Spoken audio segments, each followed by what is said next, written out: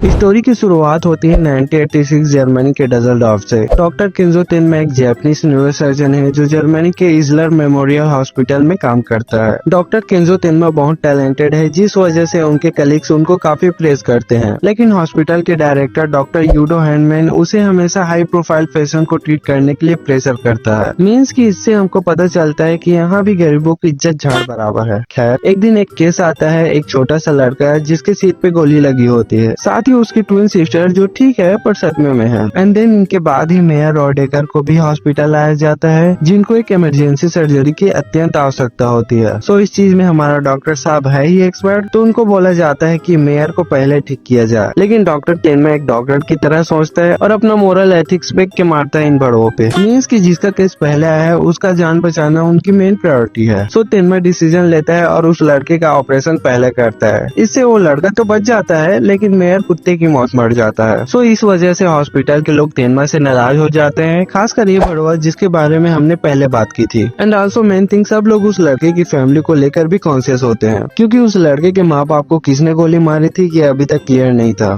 तो firstly story में आगे बढ़ने से पहले हमें थोड़े कैरेक्टर को समझना जरूरी है, ताकि तुमको स्टोरी के दौरान कैरेक्टर्स क्लियर हो और ये न बोलो कि ये साला कौन है। तो सबसे पहले आता है हमारा डॉक्टर साहब, डॉक्टर केंजो तेनमा, जो एक ब्रिलियंट न्यूरोसर्जन है। देन फिर आता है योहान लिबर्ट, एक मिस्टीरियस और डेंजरस कैरेक्टर जिसके अराउंड ही पूरी कहानी घूमती है। नीना फॉर्टनर, ये योहान की ट्विन सिस्टर है। एंड इंस्पेक्टर लुंगे, जो एक बीके का इन्वेस्टिगेटर है। और एवा हैंडमैन, तेनमा की फियांसे, जिसको मैं पूरे इंटायर स्टोरी में गोल्ड डिगर बोलूंगा। वो क्यों, तो इसके बारे में हम आगे बात करते हैं। सो मेन कैरेक्टर्स में यही है जिनके अराउंड मॉन्स्टर की पूरी कहानी रिवॉल्व करती है। सो इससे भी एक अहम बात है कि चैनल को सब्सक्राइब कर देना, इससे तुम्हारी बुआ नाराज नहीं हो जाएगी, पर हाँ नहीं किया तो मैं जरूर नाराज हो जाऊंगा और फिर तुम्हें पूरी उम्र कुंवारा रहने का श्राप लग जाएगा। तो देख लो। तो चलो अब स्टोरी कंटिन्यू करते हैं।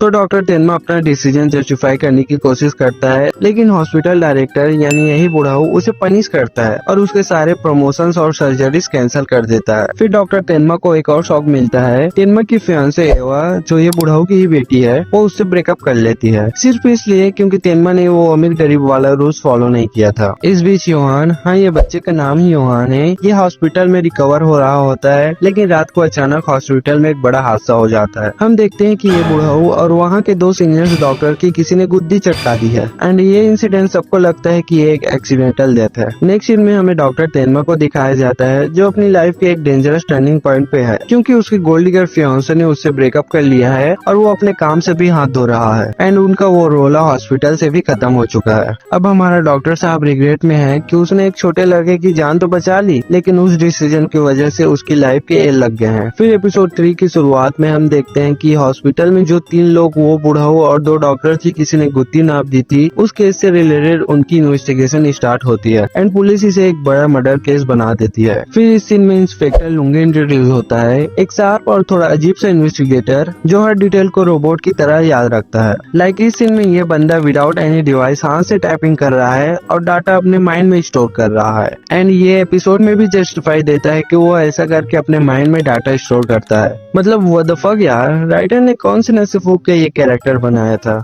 एनीवे, तो इस इन्वेस्टिगेटर को लगता है कि तेनमा के पास एक मोटिव था उस बुढ़ाऊ और 2 डॉक्टर्स को निपटाने की, क्योंकि डॉक्टर तेनमा का प्रमोशन छिन गया था और उसकी गोल्ड डिगर फियांसे ने भी उसे छोड़ दिया था। मतलब लुंगी को लगता है कि डॉक्टर तेनमा के पास एक रीजन था इन सभी को मारने का, लेकिन तेनमा पर डायरेक्टली ब्लेम तो नहीं लगता, पर वो पुलिस की नजर में सस्पेक्ट बन जाता है। इस बीच योहान क्वाइटली हॉस्पिटल से डिस्चार्ज हो जाता है अपनी ट्विन सिस्टर नीना के साथ। फिर हमें 9 साल बाद का टाइम दिखाया जाता है, जहाँ डॉक्टर तेनमा एक नॉर्मल डॉक्टर की तरह अपनी लाइफ कंटिन्यू कर रहा होता है, लेकिन अंदर ही अंदर वो गिल्ट और डाउट में भी फंसा हुआ है कि उसने सही किया या गलत। सो नेक्स्ट सीन में एक क्रिमिनल को जेल में एग्जीक्यूट करने से पहले हॉस्पिटल लाया जाता है सर्जरी के लिए। देन डॉक्टर तेनमा उस क्रिमिनल का सक्सेसफुल इलाज करता है और फिर थोड़ी देर बाद वो क्रिमिनल ये कहता है कि The monster's coming. ये डायलॉग तेनमा के माइंड में बैठ जाता है। देन उसी सीन में इन्वेस्टिगेटर लुंगे आता है और वो क्रिमिनल से कुछ पूछताछ करता है एंड इस इन्वेस्टिगेशन से वो क्रिमिनल डिस्टर्ब हो जाता है। क्या भाई लुंगे उसकी चड्डी का कलर पूछ लिया था क्या? किस कलर की चड्डी पहने हो बता दो ना। तो इस इंटरोगेशन से वो क्रिमिनल जोर जोर से चिल्लाने लगता है। देन डॉक्टर तेनमा उनको रूम से जाने को कहता है और उस पेशेंट को थोड़े ओपन एरिया में रिलैक्स करने के लिए ले जाता है। फिर सीन चेंज होता है और टाइम शिफ्ट होता है नाइट में। डॉक्टर तेनमा जो अपने पेशेंट को चेक करने आया होता है वो देखता है कि उसके सिक्योरिटी के लिए जो पुलिस ऑफिसर असाइन था वो उसकी किसी ने गुद्दी चटका दी है और वो पेशेंट भी वहाँ नहीं है। इससे डॉक्टर तेनमा घबरा जाता है और इधर उधर ढूंढता है पर वो पेशेंट कहीं नहीं मिलता। देन डॉक्टर तेनमा पहुंच जाता है एक कंस्ट्रक्शन बिल्डिंग में क्योंकि उसे यहाँ से यस डैडी की आवाज आ रही होती है। जस्ट किडिंग गाइस, उनको उस बिल्डिंग से उस पेशेंट का आवाज आ रहा होता है। तो डॉक्टर तेनमा चला जाता है एंड जाते ही देखता है कि वो पेशेंट वहाँ होता है पर साथ ही उसके सामने खड़ा है योहान लिवर्ड। ये वही बच्चा था जो 9 साल पहले सिर पे गोली लगने की वजह से हॉस्पिटल में एडमिट हुआ था और डॉक्टर तेनमा ने इसका इलाज किया था। नेक्स्ट मोमेंट योहान उस क्रिमिनल की गुड्डी चटका देता है एंड डॉक्टर तेनमा को रियलाइज करवाता है कि वो वही बच्चा है जिसने उसे क्योर किया था। इस इंसिडेंट से डॉक्टर तेनमा पूरी तरीके से टूट जाता है और रोने लगता है। देन नेक्स्ट एपिसोड का फोकस हमारे नीना डार्लिंग पर होता है। She is adult guys.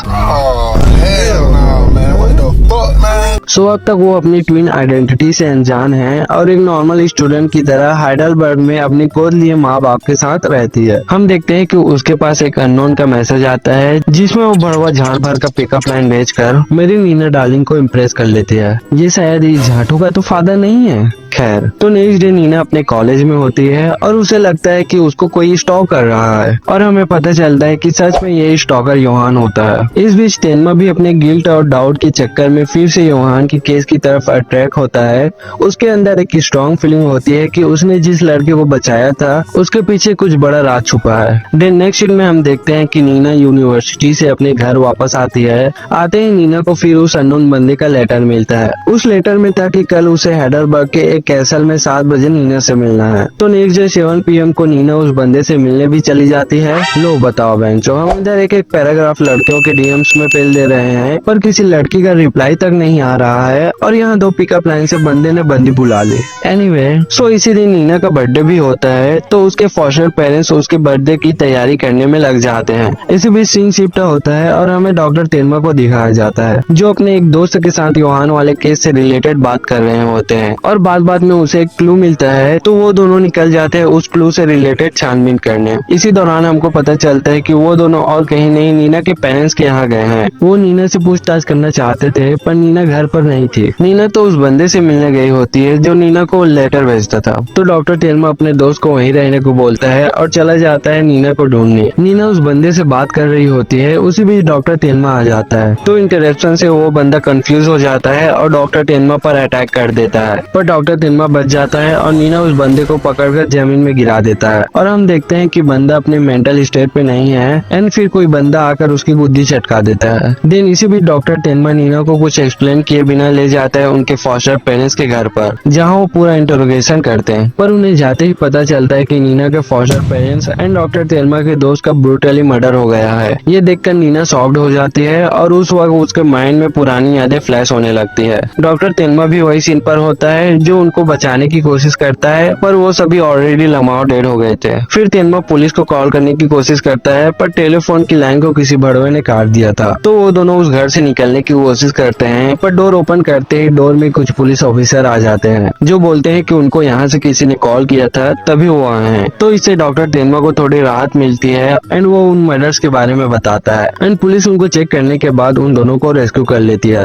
फिर रास्ते में तेनमा नोटिस करता है कि एक ऑफिसर के कॉलर में खून लगा है तो इससे डॉक्टर तेनमा को सस्पिशियस लगता है और सामने ही कुछ और पुलिस ऑफिसर रोड्स पे थे तो वे गाड़ी रोकता है। इसी बीच डॉक्टर तेनमा बोलता है कि नीना को अच्छा नहीं लग रहा और इसे ताजी हवा की जरूरत है। तो इससे वो दोनों कार से बाहर आ जाते हैं और इस बीच एक ऑफिसर डॉक्टर तेनमा को उसके नाम से पुकारता है। क्या ब्रो, एक काम था वो भी ठीक से नहीं कर पाया। तो डॉक्टर तेनमा को शक होता है कि उसने कहीं भी अपना नाम उन्हें नहीं बताया था तो उनको उसका नाम कैसे पता चल गया। तो इससे डॉक्टर तेनमा को पता चल जाता है कि ये वही कुकुर है जिसने नीना के पेरेंट्स और मेरे प्रिय मित्र को लमाओ डेट किया था। इस बीच वो ऑफिसर उनको रोकने की कोशिश करते हैं पर डॉक्टर तेनमा नीना को लेकर नदी में कूद जाता है। नेक्स्ट सीन में डॉक्टर तेनमा और नीना एक नदी किनारे होते हैं। वो आपस में में बात कर रहे होते हैं। इसी बीच नीना योहान के बारे में बताता है। एंड देन डॉक्टर तेनमा के गहन वास संवाद से योहान के बारे में प्रॉपर तो नहीं बट बेसिक जानकारी हो जाती है, जिसके लिए डॉक्टर साहब इतना भागा दौड़ी कर रहे थे। तो डॉक्टर साहब सारे की पॉइंट्स को जोड़ के पता लगा लेता है कि इन सारे इंसिडेंट का मास्टरमाइंड योहान ही है। देन नेक्स्ट सीन में हम देखते हैं कि तेनमा अब ऑफिशियली एक बागी बन गया है और पुलिस उसे पकड़ना चाहती है, क्योंकि पुलिस को लगता है कि ये सब मर्डर्स के पीछे डॉक्टर तेनमा का ही हाथ है। लेकिन तेनमा को पता है कि रियल किलर कौन है, और एज अ ऑडियंस हमको भी पता है कि रियल किलर योहान है। फिर हम डॉक्टर तेनमा को कहीं जाते हुए देखते हैं और सीन चेंज होता है डॉक्टर तेनमा के ex fiancee and also gold digger Eva के ऊपर। एवा इस समय काफी अकेली हो चुकी है, क्योंकि तुम्हें पता होगा तो एपिसोड 3 में उसके पापा का लमाओ डेड हो गया था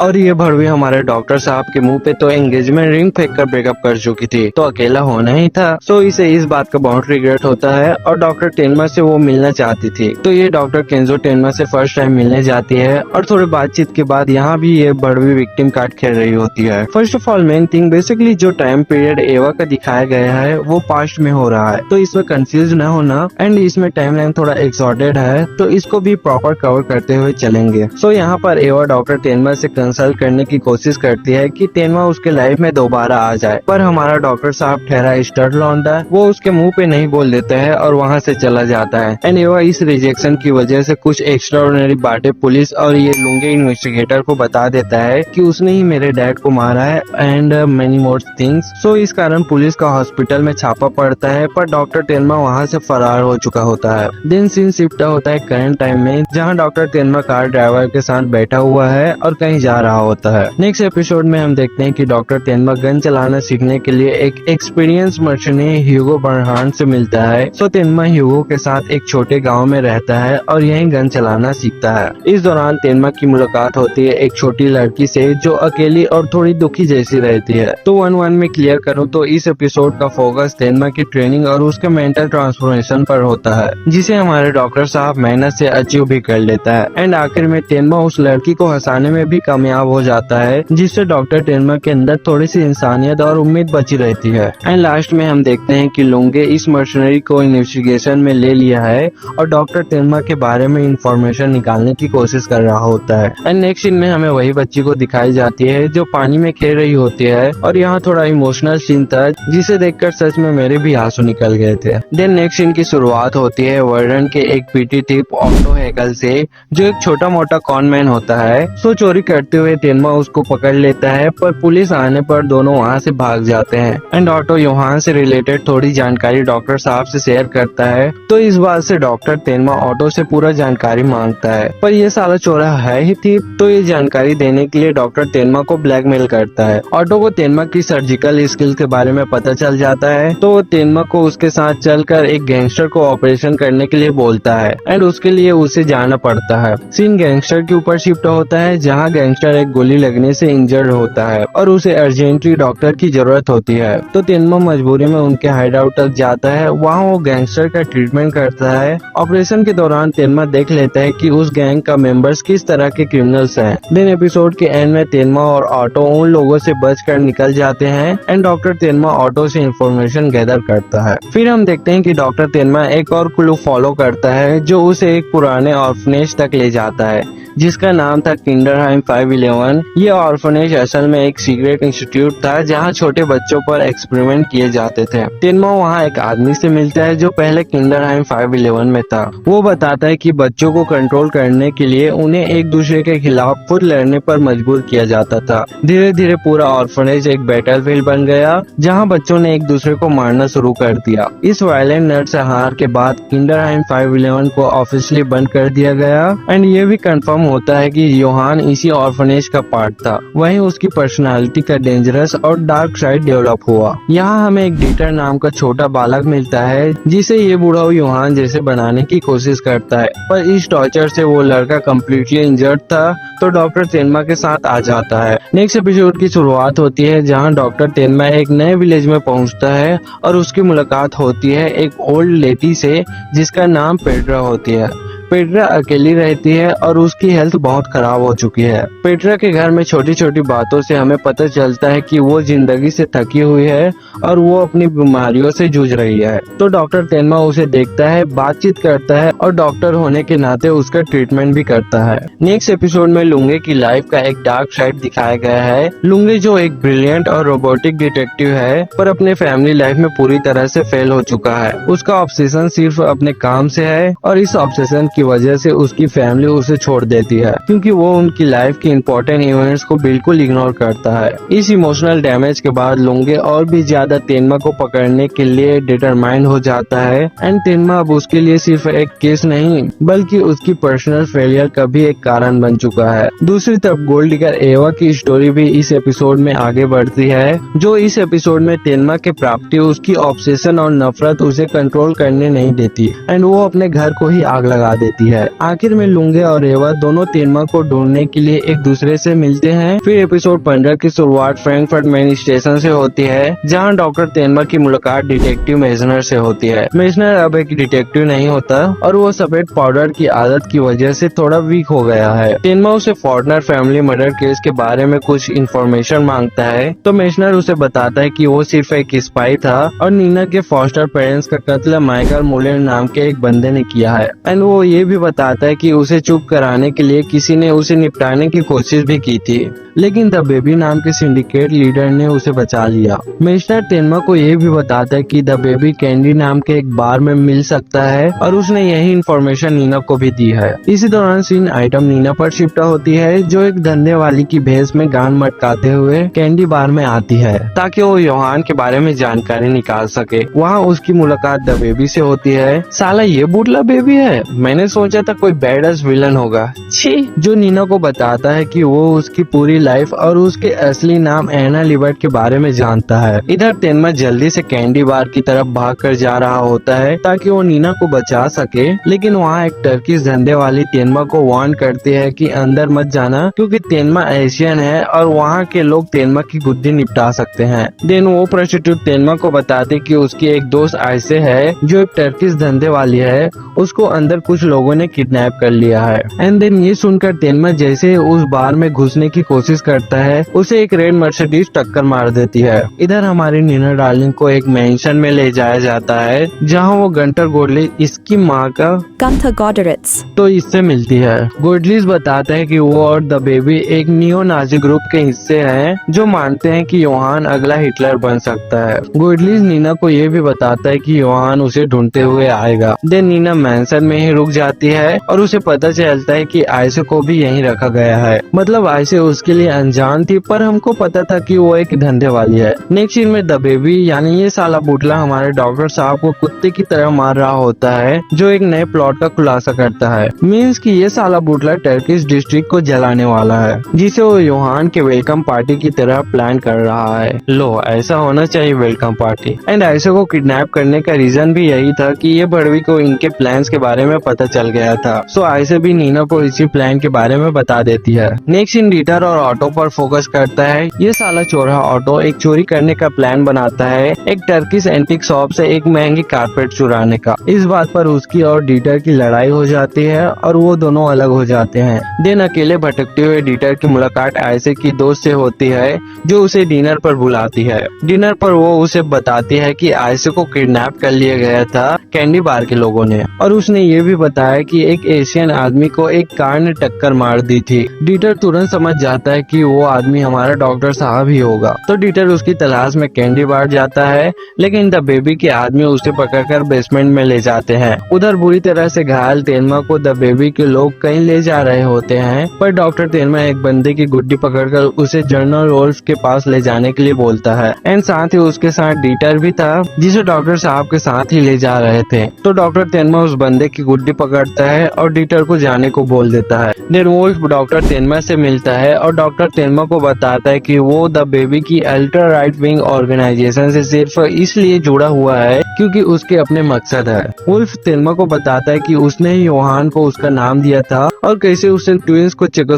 चेकोस्लोवाकिया हाँ यही बॉर्डर पर ढूंढा था। वो तेनमा को दीवार पर लिखा हुआ योहान का नया मैसेज दिखाता है और उसे योहान को ढूंढकर मारने के लिए कहता है। आखिर में डीटर वहाँ से बचकर वापस शहर जाता है ताकि वो लोगों को टर्किश डिस्ट्रिक्ट में होने वाले आग के प्लान के बारे में वार्न कर सके, लेकिन वो और ऑटो दोनों स्किन हेड के एक ग्रुप द्वारा पकड़ लिए जाते हैं। सीन नीना पर शिफ्ट होती है जो एक बिल्डिंग के टॉप पर पहुंच जाती है जहां योहान ने उसके लिए एक और नया मैसेज छोड़ दिया है। फिर अगले एपिसोड की कहानी फ्रैंकफर्ट में शुरू होती है जहां डॉक्टर तेनमा वहां से लौट आया है और वो फिर आयसे की दोस्त से मिलता है। तेनमा उसे बताता है कि आयसे को मार दिया गया है और वो उसे टर्किश टाउन के लीडर को द बेबी के आग लगाने के प्लान के बारे में वार्न करने को कहता है। दूसरी तरफ इस साला बुटलर दो औरतों के साथ एक हाई राइज बिल्डिंग में डिनर कर रहा होता है, लेकिन तभी नीना वहां पहुंच जाती है। नीना उस पर गन तानती है और उसे आग लगाने वाली जगह के बारे में पूछती है। जल्द ही टर्किश डिस्ट्रिक्ट में आग लगने शुरू हो जाता है एंड उधर आग बुझाने में डॉक्टर तेनमा वहाँ के लोगों की मदद करता है।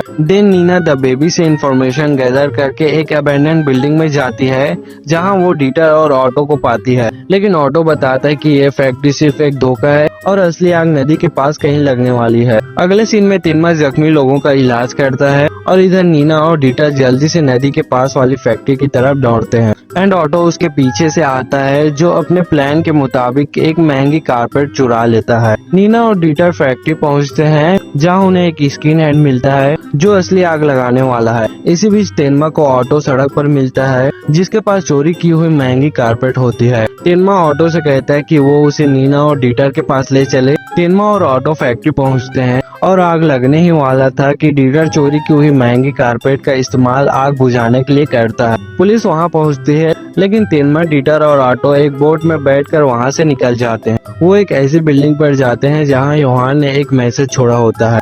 उस मैसेज में लिखा होता है कि उसके अंदर का मॉन्स्टर अब बाहर निकलने वाला है। देन इधर टर्किश डिस्ट्रिक्ट में आग लगने के बाद पुलिस नीना को जब्त में ले लिया है और इसे सवाल जवाब कर रहे होते हैं, लेकिन मिस्टर रोसो उसे पुलिस स्टेशन से ले जाते हैं एंड दोनों डिनर पर जाते हैं। डिनर के दौरान नीना देखती है कि रोसो अब भी अपने कॉफी में 5 चम्मच चीनी डालते हैं। दिन हमें नीना और रोसो के पास्ट दिखाया जाता है जिसमें नीना को याद आता है कि कैसे रोसो ने उसे अपने इटालियन रेस्टोरेंट में काम दिया। नीना की आइटम वाली फिगर और उसकी एंथुजियाज्म ने रेस्टोरेंट में बहुत सारे कस्टमर को अट्रैक्ट किया था।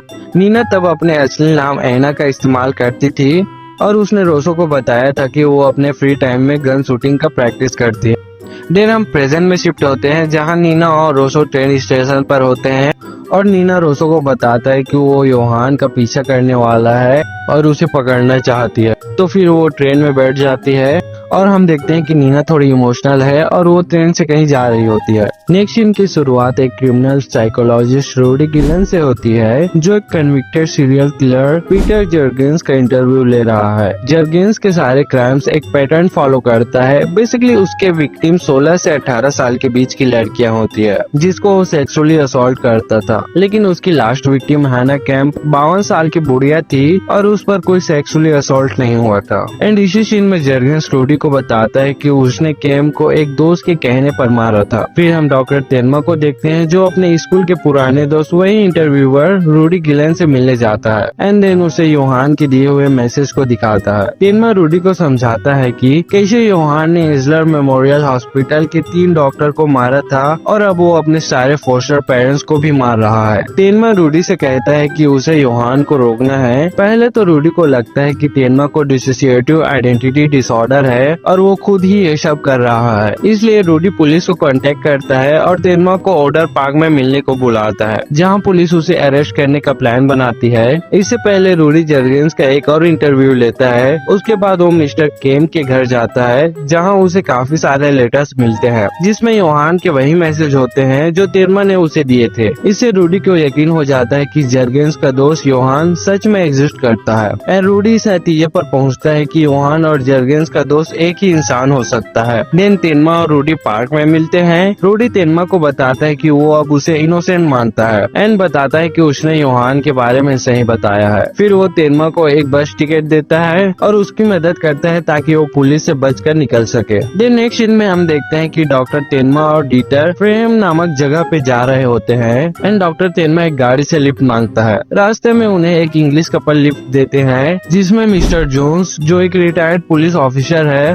और उनकी वाइफ होती है। मिस्टर जोन्स एक डिटेक्टिव की तरह तेनमा से लगातार सवाल पूछता है जिससे तेनमा को शक होने लगता है कि कहीं वो पकड़ा न जाए। फिर ये सवाल जवाब में कार का फ्यूल खत्म हो जाता है और तेनमा और डीटर पास के एक स्टेशन से फ्यूल लेने जाते हैं। इसी दौरान मिसेस जोन्स को लगता है कि तेनमा वापस आएगा, लेकिन मिस्टर जोन्स को उस पर शक होता है। लेकिन जब तेनमा और डीटर वापस आते हैं तो मिस्टर जोन्स उनकी ईमानदारी पर चकित हो जाते हैं। फिर अगली सुबह मिस्टर जोन्स पुलिस स्टेशन में जाते हैं जिससे तेनमा घबरा जाता है। लेकिन वो लोग पुलिस स्टेशन से स्टीम बेच कैसल जाते हैं। तब मिस्टर जोन्स तेनमा को बताता है कि उनके बेटे ने एक आदमी को मारा था और वो जर्मनी अपने बेटे से जेल में मिलने आए हैं। देन फ्रेम में तेनमा और डीटर को छोड़ने के बाद मिस्टर जोन्स अपनी वाइफ को बताता है कि तेनमा एक वांटेड क्रिमिनल है और उन्होंने उसकी फोटो पुलिस स्टेशन पर एक वांटेड पोस्टर में देखी थी। लेकिन मिस्टर जोन्स अपनी वाइफ से ये भी कहता है कि वो पूरी तरह से यकीन करता है कि डॉक्टर तेनमा मासूम है। एंड एपिसोड का एंड ये कपल की जेल में अपने बेटे से मिलने के साथ होता है। देन नेक्स्ट सीन में हमें दिखाया जाता है माइकल मुलेर को जो अब एक आर्ट डीलर बन चुका है और वो अपने वाइफ बारबरा एंड अपने बेटे फ्रीज के साथ फ्रांस के नीश में रहते हैं। एंड गाइस तुम्हें नहीं पता होगा तो इसी भड़वे ने नीना के फोस्टर पेरेंट्स और डॉक्टर तेनमा के फ्रेंड की गुड्डी चटकाई थी। और याद करो हमें ये बात डिटेक्टिव मेशनर ने भी स्टेशन पर बताया था। तो माइकल को अब हमेशा यही डर रहता है कि कोई उस पर नजर रख रहा है। इस भड़वे को डर छाया हुआ है कि कोई आकर इसकी गुड्डी न चटका दे। सो माइकल ने अब एक प्राइवेट डिटेक्टिव को हायर किया हुआ है जो उसे तेनमा, नीना और डिटेक्टिव मेशनर के बारे में जानकारी देता है। डिटेक्टिव बताता है कि मेशनर को मार दिया गया है। इस बीच हमें पता चलता है कि इस भड़वे को पिछले मर्डर्स की यादें परेशान करती है। देन उसके अपने बॉडीगार्ड रॉबर्टे के साथ बातचीत करने के दौरान बताता है कि कैसे उन्हें फॉरेनर फैमिली को मारने के लिए ब्लैकमेल किया गया था और उसके बदले उन्हें काफी सारे पैसे मिले थे। फिर सीन चेंज होता है एंड माइकल देखते हैं कि उसके डिटेक्टिव की किसी ने गुद्दी चटका दी है। तभी हम देखते हैं हमारी नीना डार्लिंग को जो बताती है कि इस डिटेक्टिव की गुद्दी उसके बॉडीगार्ड ने चटकाई है। एंड नीना माइकल को वार्न करती है कि रॉबर्टो उसकी भी गुद्दी चटका देगा। एंड नीना डिटेक्टिव का बैग लेके भाग जाती है।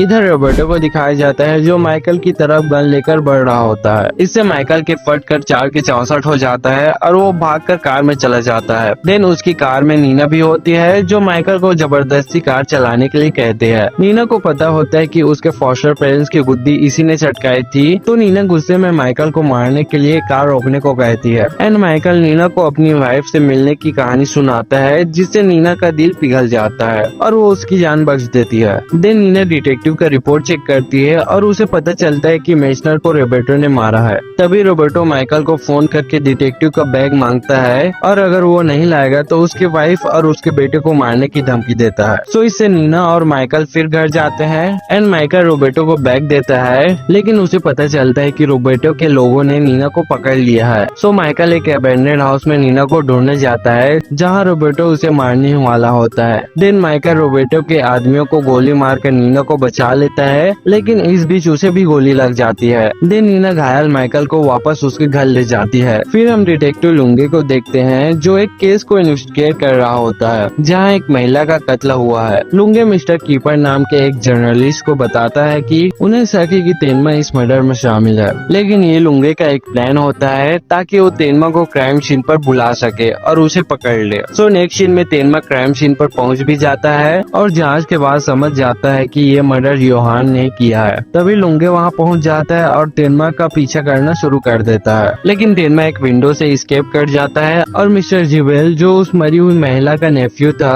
वो लुंगे पर चाकू से हमला कर देता है। जिबेल बताता है कि उसने ही अपने नेफ्यू की गुद्दी चटकाई है, लेकिन लुंगे उसकी गुद्दी चटका देता है ये कहते हुए कि उसे उसमें कोई इंटरेस्ट नहीं है। इधर तेनमा अपनी कार से भागने की कोशिश करता है, लेकिन लुंगे उसके पास पहुंच जाता है। तेनमा देखता है कि लुंगे को बुरी तरह चोट लगी हुई है तो वो उसे हॉस्पिटल ले जाने लगता है, लेकिन लुंगे होश में आकर तेनमा से झगड़ा करता है और उसे हथकड़ी पहना देता देता है। देन तेनमा कार को एक वेयर हाउस में ले जाता है और लुंगे से हथकड़ी की चाबी मांगता है, लेकिन लुंगे उसे मर्डर्स का गुनाह कबूल करने के लिए दबाव डालता है। पर तेनमा लुंगे को बताता है कि अगर उसका खून ऐसे ही बहता रहा तो वो भगवान के प्यारे हो जाएंगे। देन काफी ब्लड लॉस से लुंगे बेहोश हो जाता है। तेनमा अपनी इंसानियत दिखाता है और लुंगे को हॉस्पिटल ले जाता है। फिर हमें गोल्ड डिगर एवा को दिखाया जाता है, जो पुलिस स्टेशन के एक सेल में जागती है, जो अपने घर को आग से फूकने के बाद काफी बुरी हालत में है। तो पुलिस स्टेशन से बाहर आने के बाद उसे पता चलता है कि उसके बैग का किसी ने अपहरण कर लिया है। वाह,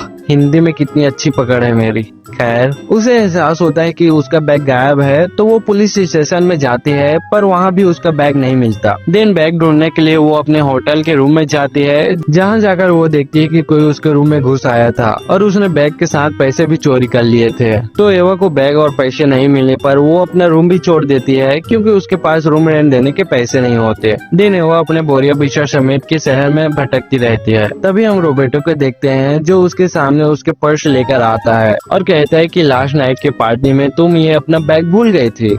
देन थोड़ी सी कन्वर्सेशन के बाद रोबर्टो एवा को लंच पर इनवाइट करता है। फिर लंच के दौरान एवा से अपने सबसे अनमोल चीज एक फोटो एल्बम दिखाता है। एल्बम देखते हुए एवा को तेनमा और उसकी फोटो दिखती है और रोबर्टो को एहसास होता है कि एल्बम में से कुछ फोटो गायब है। देन लंच के बाद दोनों ड्रिंकिंग के लिए जाते हैं। फिर ड्रिंकिंग के बाद होटल वापस आते हैं। रोबर्टो एवा से उन गायब फोटोज के बारे में पूछता है, जिसमें योहान और डॉक्टर हैंडमैन की फोटोज है। तो एवा रोबर्टो को बताती है कि उसने एक साल पहले डेजलडॉर्फ में योहान को देखा था। वो रोबर्टो को उस रात की कहानी सुनाती है जब इस बुढ़ाऊ का कत्ल हो गया था एपिसोड 4 में। वो बताते है कि उसने तेनमा का पीछा किया था और उसने योहान को एडोल्फ को गोली मारने के तुरंत बाद देखा था। एवा ने अपनी आंखों से देखा था कि योहान सच में एग्जिस्ट करता है। अगली सुबह रोबर्टो जगता है और सोचता है कि अब जब एवा को योहान के बारे में पता चल ही गया है तो उसे एवा को मार डालना चाहिए। एंड हमको ये भी पता चलता है कि एवा और रोबर्टो ने रात को फुल गुलछर्रे उड़ाए थे।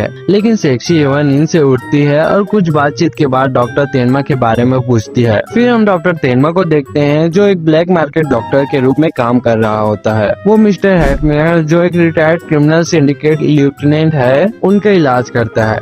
देन तेनमा, हैटमेयर, डीटर और ऑटो एक साथ लंच करते हैं, जिसमें ऑटो ने चिकन बनाया होता है।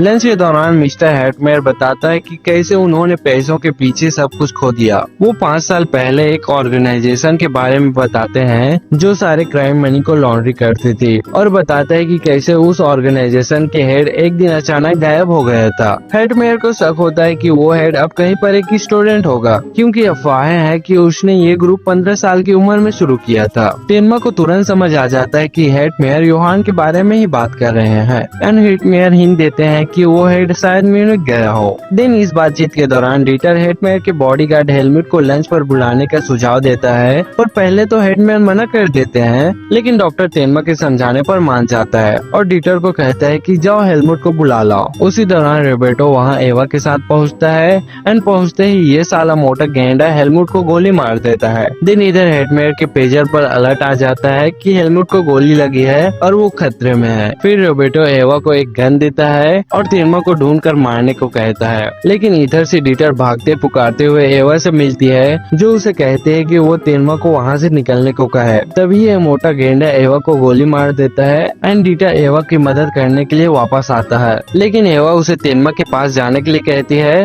पर डीटर वहीं रुककर एवा की मदद करता है और वो दोनों एक पेड़ के पीछे छुप जाते हैं। एंड उस गोली की वजह से एवा का काफी ब्लड लॉस हो जाती है, लेकिन उसी टाइम हमारे डॉक्टर साहब वहाँ आ जाते हैं। होश आने पर एवा एक व्हील चेयर में होती है और मिस्टर हैटमेयर के साथ लंच कर रही होती है। इस दौरान हैटमेयर एवा को बताता है कि उसे तेनमा ने बचाया है और तेनमा योहान को ढूंढने के लिए म्यूनिख गया है। फिर नेक्स्ट सीन में हम कार्ल न्यूमैन से मिलते हैं, जो इकोनॉमिक्स का स्टूडेंट है और एक अमीर बूढ़े आदमी हांस जॉर्ज शोवाल के लिए एक बुक रीडर के तौर पर पार्ट टाइम काम करता है। यूनिवर्सिटी में कार्ल की मुलाकात लोटे फ्रैंक से होती है, जो यूनिवर्सिटी ऑफ म्यूनिख में एक और स्टूडेंट है और शोवाल के रेसिडेंट में काम करती है, वही बुढ़ाऊ के घर में जहाँ कार्ल काम करता है। कार्ल लोटे को बताता है कि वो यूनिक में अपनी माँ मार्गरेट लैंगर को ढूंढने आया है, जिससे उसकी मुलाकात बचपन में हुई थी। देन कार्ल एंड लोटे सोआल से रिलेटेड इंफॉर्मेशन गैदर करने के लिए उसका पीछे करता है, जो उन्हें म्यूनिक के रेड लाइट डिस्ट्रिक्ट में ले जाता है। वहाँ वो ब्लू सोफी नाम की एक धंधे वाली से मिलती है, जो पहले तो अपने आप को मार्गरेट लैंगर बताती है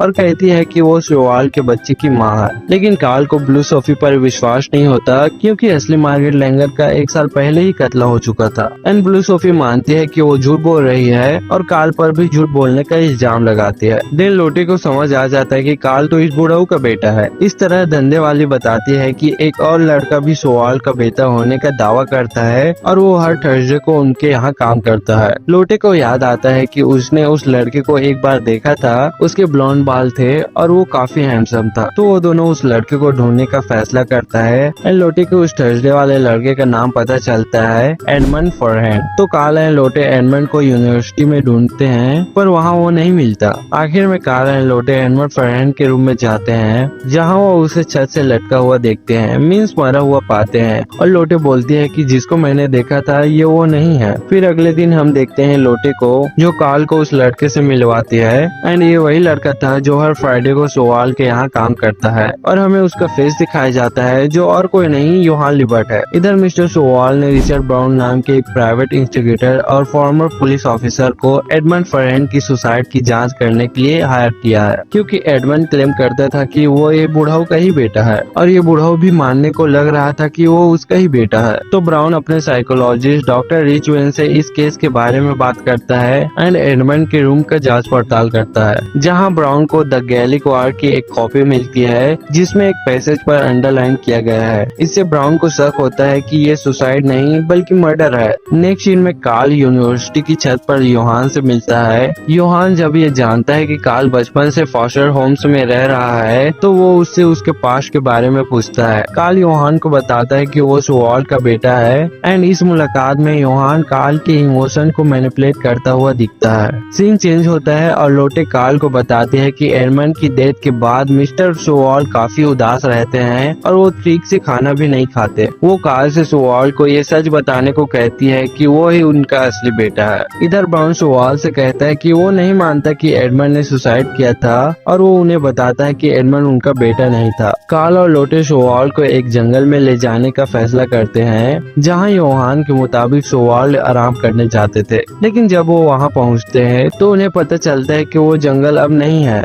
और उसकी जगह एक कंस्ट्रक्शन साइट बन चुकी है। इससे सोआल बहुत उदास हो जाते हैं, पर उसी टाइम योहान भी आ जाता है, जो मिस्टर सोआल को एक सेब देकर कहते हैं कि आप जिस घने जंगल और नदी के पास घूमने आते थे, ये वही जंगल है, आप सेब खाकर देखिए। एंड सोआल सेब खाकर देखता है कि वो जगह यहाँ सच में है। इधर ब्राउन वही धंधे वाली से मिलता है, जो उसे बताते हैं कि 2 ग्रुप्स के लोग उससे मिलने आए थे, जिनके पास सोआल के बेटे होने का दावा करने वाला आदमी थे। पहले बताते कार्ल और लोटे के बारे में, देन एडमंड और उसके साथ एक दोस्त था उसके बारे में। इससे ब्राउन को पता चलता है कि इस मामले में और भी लोग शामिल है। फिर ब्राउन डॉक्टर रिचवेन से मिलता है और दोनों कार्ल के बारे में बात करते हैं, जिसने एडमंड फॉरहैंड की बॉडी को ढूंढा था। अगले सीन में ब्राउन को अपने पुलिस ऑफिसर के दिन याद आते हैं, जब उसने नशे की हालत में स्टीफन जूस नाम के एक 17 साल के लड़के को गोली मार दी थी, जिसकी वजह से उसकी नौकरी चली गई और इसकी वाइफ ने भी इसे छोड़ दिया था। एंड इस पास्ट की यादों से ब्राउन अब भी परेशान है। ब्राउन अपनी बेटी से मिलने की कोशिश करता है, लेकिन उसकी वाइफ बताते है कि वो अभी उससे मिलना नहीं चाहती। इस बात से निराश होकर ब्राउन एक विस्की ऑर्डर करता है, लेकिन उसको छुए बिना ही वहाँ से चला जाता है, जो उसके बदलाव को दिखाता है। इधर योहान कार्ल को समझाता है कि वो मिस्टर सोआल को बताए कि वो ही उसका असली बेटा है। कार्ल डर जाता है कि सोआल को लगेगा कि वो सिर्फ पैसों के लिए ऐसा बोल रहा है, तो इसलिए वो इस बात से इनकार करता है। लेकिन योहान उसे जोर देकर कहते हैं कि उसके पास कोई सबूत तो होगा ही,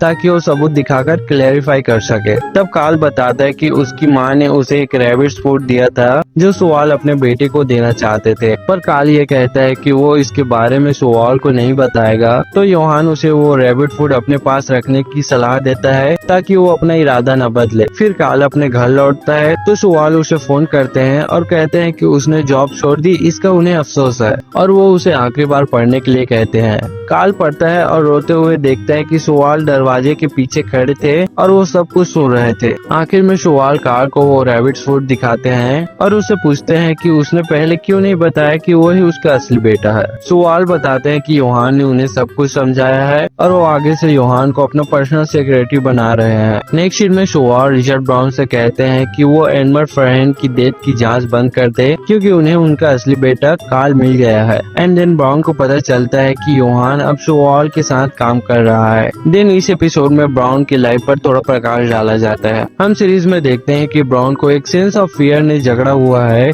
जैसे कोई उसे मारने की कोशिश कर रहा है। एंड मेट्रो में उसे लगता है कि कोई उसे ट्रैक पर ढकेलने की कोशिश कर रहा है। रिचर्ड ब्राउन फिर से स्टीफन जूस के पुराने केस फाइल को रिव्यू करता है। वो डॉक्टर रिचमैन को बताता है कि उसे लगता है कि वो सारे मर्डर्स एक ही केस से जुड़े हुए हैं। ब्राउन सारे केसेस की जांच फिर से शुरू करता है और विक्टिम से जुड़े लोगों से मिलता है। वो इस नतीजे पर पहुंचता है कि वो सभी मर्डर शोवाल से जुड़े हैं और इनका मकसद शोवाल को अलग थलग करना है। इस बीच पूरे दिन रिचर्ड को शक होता है कि कोई उसे मारने की कोशिश कर रहा है। इस दौरान डॉक्टर रिचमैन को अपने पुराने स्टूडेंट रूडी गिलन से एक लेटर मिलता है। हाँ, ये वही रूडी गिलन है जो टेनमा का स्कूल फ्रेंड है और इसे हम एपिसोड 23 में देखे थे। खैर, लेटर में रूडी बताता है कि उसने एक क्रिमिनल से इंटरव्यू किया जिसने कहा था कि उसने एक दोस्त के कहने पर किसी को मारा था और उस दोस्त का नाम योहान था। देन रिचमैन और रिचर्ड इस नतीजे पर पहुंचते हैं कि अगर उसका शक सही है तो योहान पिछले 4 सालों से लोगों को मारने का ऑर्डर दे रहा था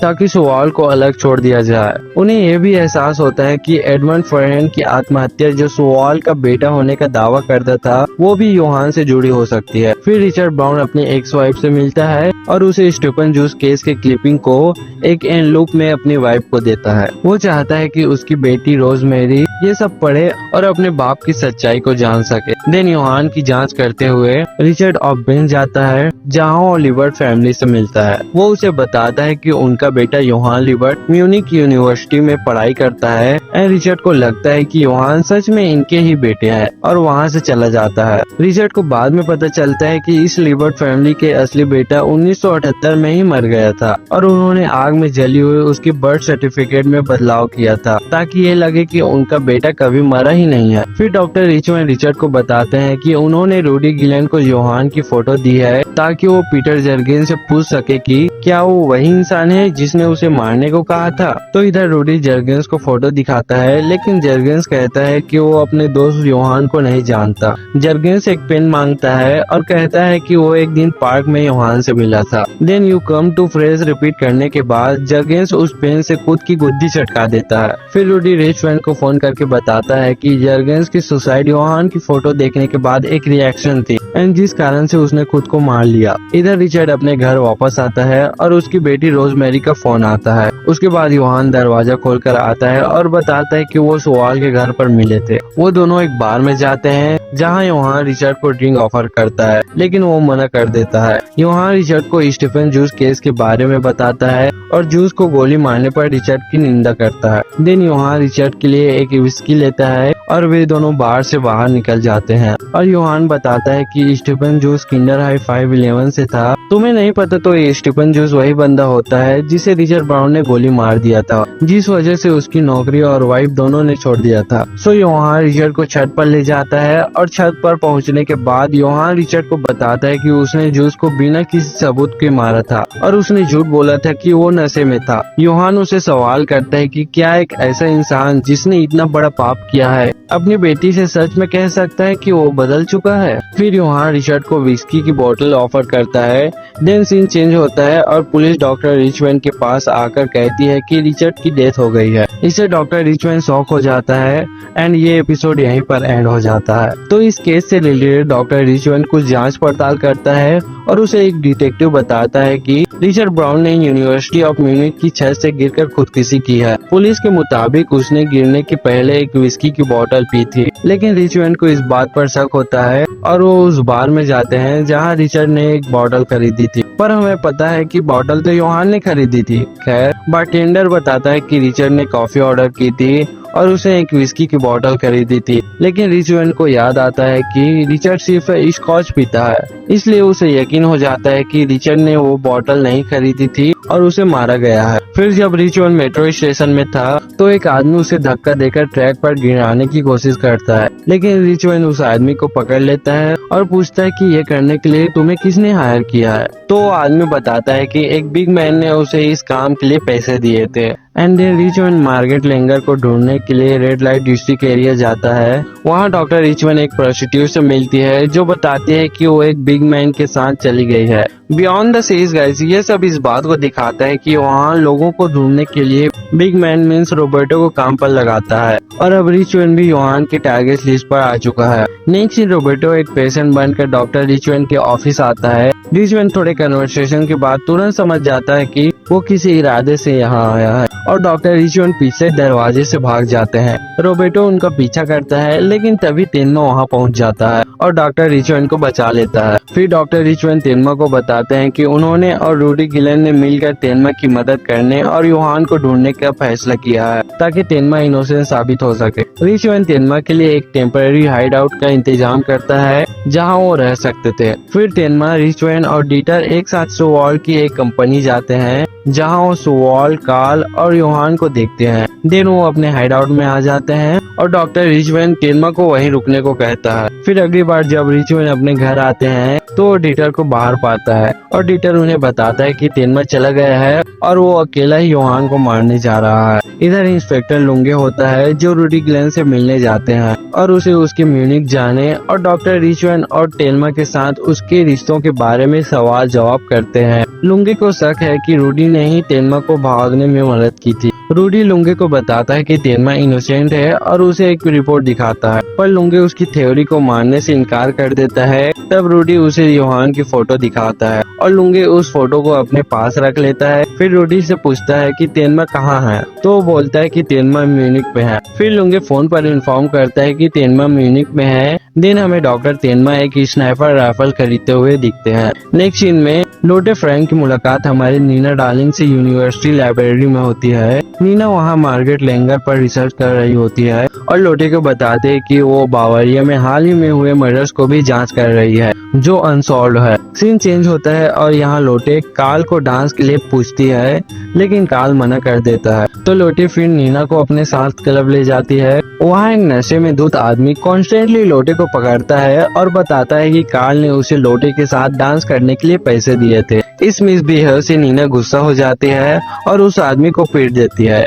लोटे नीना को बताते हैं कि वो कार्ल को पसंद करती है इसलिए उसने उसकी मदद की थी, लेकिन सोवॉल के साथ रहने के बाद कार्ल काफी बदल गया है। अगली सुबह लोटे नीना को बस तक ड्रॉप करती है। देन उसे एहसास होता है कि नीना योहान की कार्बन कॉपी है और उसी की तरह दिखती है। इधर तेनमा अपनी स्नाइपर राइफल के साथ शूटिंग प्रैक्टिस करता है और योहान, सोवॉल और कार्ल को जंगल में घूमते हुए देखता है। तो तेनमा का मकसद योहान को मारने का होता है। तभी एक बूढ़ा आदमी तेनमा से मिलता है और उसे पूछता है क्या वो यहाँ बर्ड वाचिंग के लिए आया है, जिसे तेनमा चुप हो जाता है और वहाँ से चला जाता है। फिर तेनमा कई दिनों तक योहान का पीछा करता है लेकिन उसे गोली नहीं मार पाता। एक दिन तेनमा को वही बूढ़ा आदमी जख्मी हालत में मिलता है तो तेनमा उसका इलाज करता है। फिर बूढ़ा आदमी तेनमा को अपने पास की एक कहानी सुनाता है कि जब वो जवान था तो बर्ड उसके कंधे पर आकर बैठती थी। फिर नाजी रिजिम के दौरान वो एक पुलिस ऑफिसर बन गया और उसे एक क्रिमिनल का पीछा करने को कहा गया था।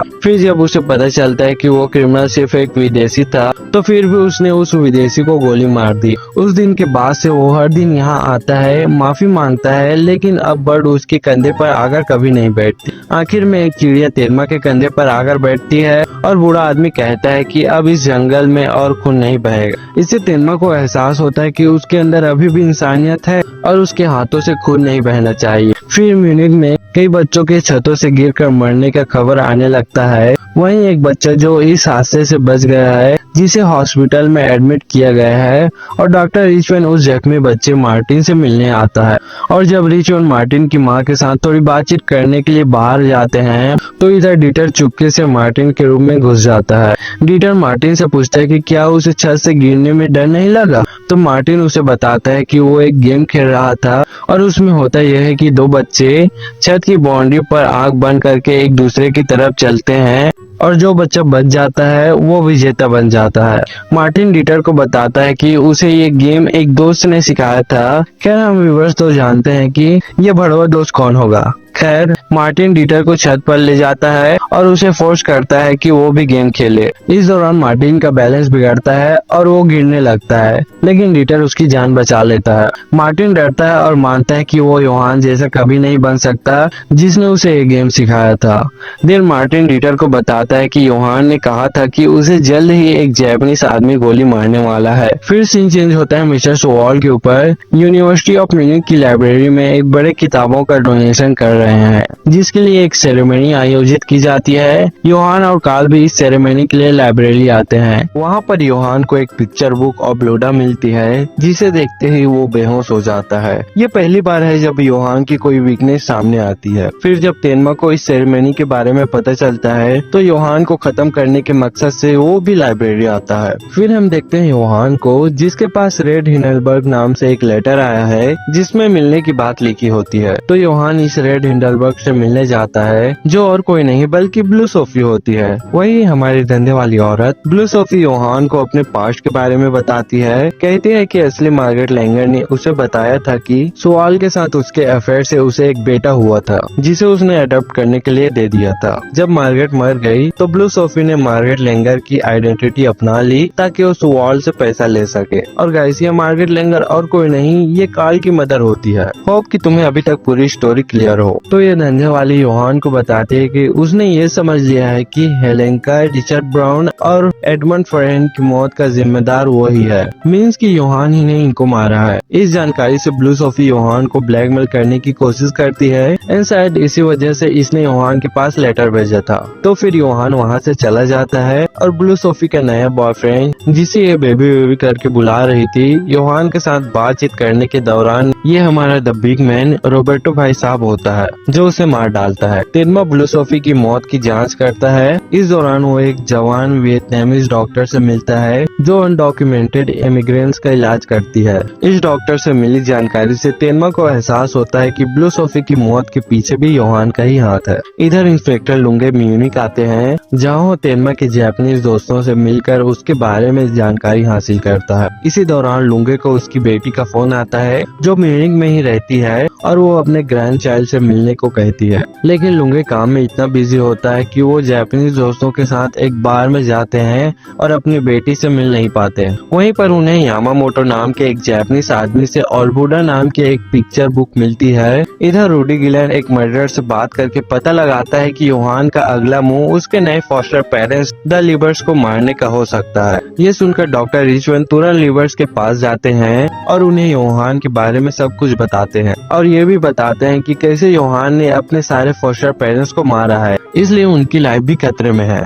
बट उनका कोई रिस्पॉन्स नहीं आता है एंड वो और योहान की तारीफें करते हैं कि he is a good boy, he is smart. So doctor रिचवन वहाँ से चला जाता है। फिर हमें डॉक्टर तेनमा दिखाया जाता है, जो अपनी स्नाइपर राइफल लेकर लाइब्रेरी जाता है और उसने स्नाइपर को बुक शेल्फ के ऊपर छुपा देता है। बेसिकली वो अगले दिन होने वाली बुक डोनेशन सेरेमनी के लिए लाइब्रेरी में छिप जाता है, जहाँ उसका मकसद योहान को मारने का है। वहाँ पर तेनमा की मुलाकात लोटे से होती है, जो एक सीजेक डिक्शनरी तेनमा को निकालने के लिए बोलती है। इधर डॉक्टर रिचवन सोवाल से मिलने जाते हैं और उन्हें योहान के बारे में सब कुछ बताते हैं। डॉक्टर रिचवन समझाते हैं कि योहान ने इतने लोगों को इसलिए मारा ताकि वो उन्हें आइसोलेट कर सके और उनके हार्ट तक पहुंच सके। पर सोवाल कोई एक्शन नहीं लेते, लेकिन उन्हें पहले से ही शक था कि योहान उसके बिजनेस को कंट्रोल करना चाहता है। फिर सेरेमनी के दिन तेनमा लाइब्रेरी में तैयार स्नाइपर के साथ होता है, जहां उसका मकसद योहान को मारने का है। फिर सोवाल और कार्ल सेरेमनी में आते हैं, लेकिन सोवाल कार्ल को एक डॉक्यूमेंट लेने के लिए वापस भेज देते हैं, जिससे कार्ल वहां से चला जाता है। इधर रूडी गिलैन इंस्पेक्टर लुंगे से मिलता है और उन्हें योहान पर जांच करने के लिए कहता है, जो सोवाल का सिक्योरिटी है।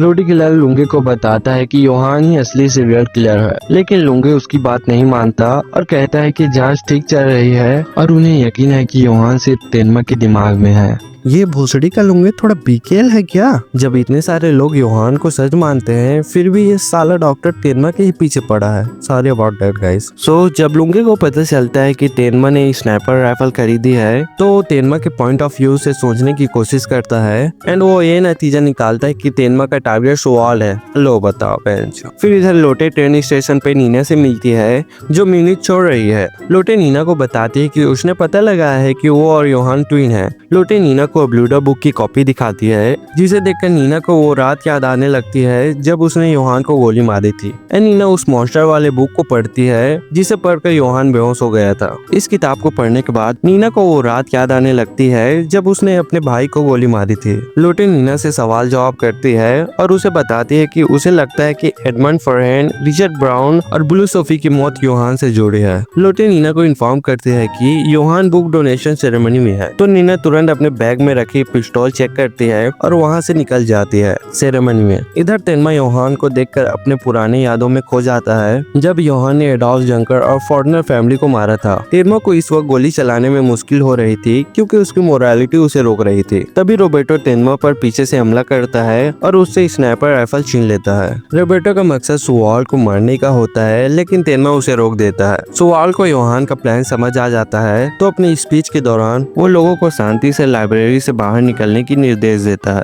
लेकिन तभी योहान का एक आदमी वहां आग लगा देता है और लोग अंदर ही फंस जाते हैं। उधर आग बुरी तरह फैलने लगती है। इधर तेनमा और रोबर्टो आपस में लड़ाई कर रहे होते हैं। लड़ाई के दौरान तेनमा रोबर्टो की गन ले लेता है और रोबर्टो तेनमा पर स्नाइपर राइफल तान देता है। तभी एक गोली चलने की आवाज आती है और एपिसोड का एंड हो जाता है। And this is the end guys. I know comment में जाकर गाली लिखने से पहले रुक जाओ। हाँ, मुझे पता है कि मैंने पूरी स्टोरी एक्सप्लेन नहीं की है एंड अभी भी और एपिसोड बचे हैं। तो गाइज इसका रीजन है कि वीडियो का लेंथ काफी ज्यादा हो रहा था एंड इस वीडियो के पीछे काफी टाइम लगा दिया है, जिस वजह से चैनल पर एक भी वीडियो नहीं आया है। तो गाइज अगर उसको भी सम अप करता तो मुझे और काफी टाइम लग जाता एंड स्क्रिप्ट और एडिटिंग में और काफी ज्यादा टाइम डिले हो जाता। बट गाइज मैं इसका पार्ट 2 बनाऊंगा जिसमें हम बचे इंटायर स्टोरी को भी एक्सप्लेन करेंगे। इसके लिए 100 लाइक कर दो एंड सॉरी गाइज वीडियो को क्लिकबेट बनाया, but I swear next video इसका पार्ट 2 ही होगा। एंड या पीस आउट।